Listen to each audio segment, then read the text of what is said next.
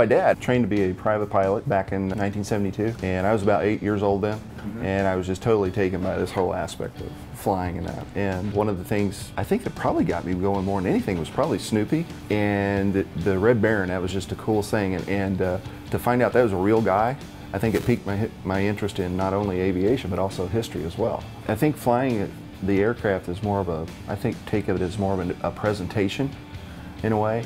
It's just not out flipping the sticks, but trying to portray what that aircraft actually looked like. And if it doesn't have a pilot in the scale aircraft, to me it doesn't look real. I did a lot of portrait painting when I was in college. That's how I paid my way through college. I also had a gig as a courtroom artist. So you had to be pretty quick at capturing the likenesses of people. And that's always been an intriguing part of the art for me. I mean, you can paint apples and oranges and flowers or whatever.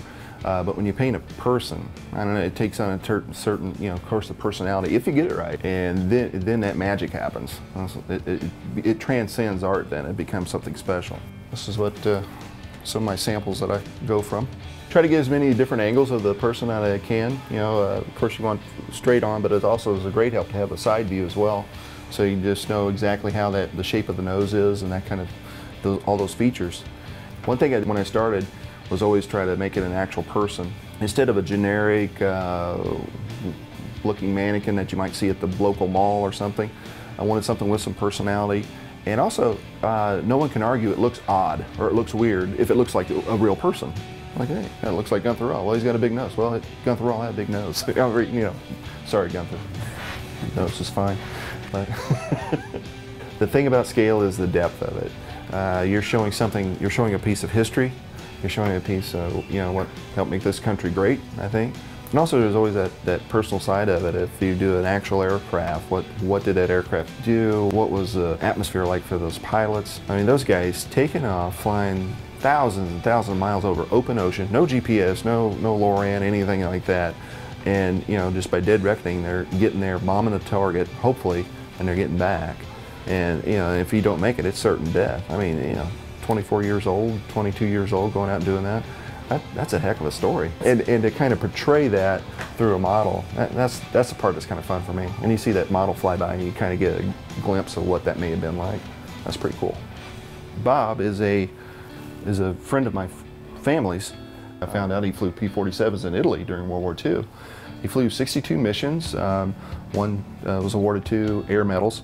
And this is pretty close to what Bob looked like 70 some odd years ago. They issued him flying boots, but he said the rumor was that when you bailed out, they popped off when you pulled the chute. So all the guys switched over, started wearing the infantry boots. And he gave me his flight jacket to model after. They've got little Bobs all over the world now. Pappy was always one of my heroes, especially after watching the televised series back in the 70s, Baa Black Sheep. Although that series wasn't too realistic. The best pilot sculpture of him, that's pretty realistic.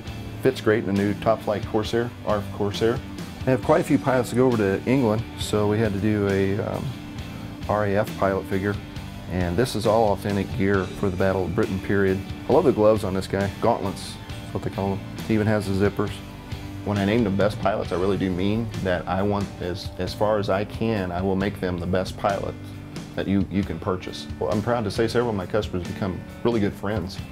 And I didn't plan on that when I started the business. It was an income, but also now the friendships and relationships I made across the world has just been phenomenal.